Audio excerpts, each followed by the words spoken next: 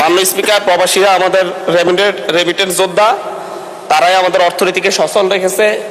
কিন্তু আমরা বিভিন্ন নিউজে প্রতিনিয়ত দেখতে পাই প্রবাসীদের নিঃস্ব হওয়ার ঘটনা।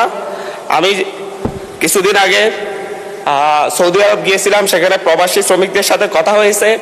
সেই জায়গায় প্রবাসীদেরকে নেয়ার জন্যে বিভিন্ন ভুয়া কোম্পানি তৈরি করা হয় এবং ভুয়া কোম্পানি থেকে যাদের কোনো অফিস থাকে না, কোনো নির্দিষ্ট ঠিকানা থাকে না, শুধুমাত্র কাগজে কলমে তাদের ঠিকানা থাকে, সেই ঠিকানা অনুযায়ী সেই কোম্পানির নামে বিভিন্ন চাহিদাপত্র তৈরি করে সরকারের কাছ থেকে অনুমোদন নিয়ে বাংলাদেশ থেকে শত শত শ্রমিকদেরকে সেখানে পাঠানো হয়।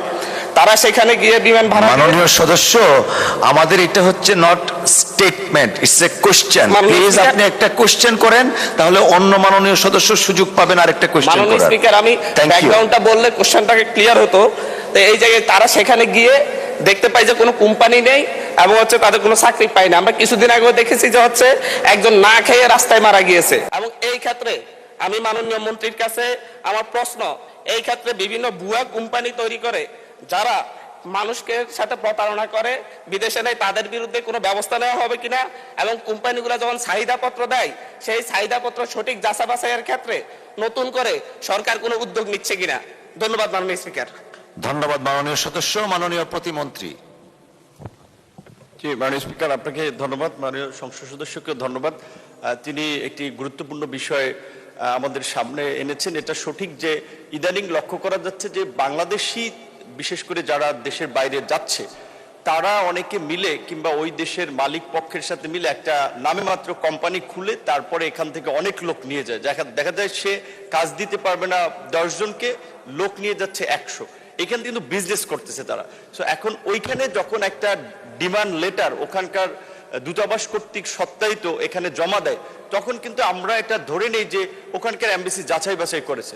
তো আমাদের যেটা একটু গ্যাপ আছে, আমি মনে করি আমাদের ওখানকার যারা দূতাবাস বিশেষ করে ওই দেশগুলোতে আছেন, তাদের আরেকটু কঠোর নজরদারি, মনিটরিং এবং যাচাই বাছাই প্রয়োজন। এই বিষয়ে আমরা পররাষ্ট্র মন্ত্রণালয়ে যৌথভাবে কাজ করছি।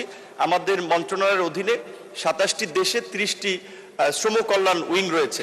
এখানে যে জনবল এবং প্রকৃত অর্থে তাদেরকে যে ফিনান্সিয়াল সাপোর্ট দেওয়া হয়, সেটা এই কাজের জন্য যথেষ্ট নয়। আমরা এই বাজেটে সরকারের কাছে বরাদ্দ চেয়েছি আমাদের মন্ত্রণালয়ের লোকবল বাড়ানোর পাশাপাশি আমাদের পররাষ্ট্র মন্ত্রণালয়ের মাধ্যমে আমাদের রেগুলার ডিপ্লোমেসির পাশাপাশি মাইগ্রেশন ডিপ্লোমেসিকে আমরা গুরুত্ব দিচ্ছি। আশা করি আমরা কিছু এখানে প্রতিকারমূলক ব্যবস্থা ভবিষ্যতে। সত্যি বলতেছি, প্রবাসীদেরকে নিয়ে এই কথাগুলো শুনে আমার কাছে খুবই ভালো লাগছে।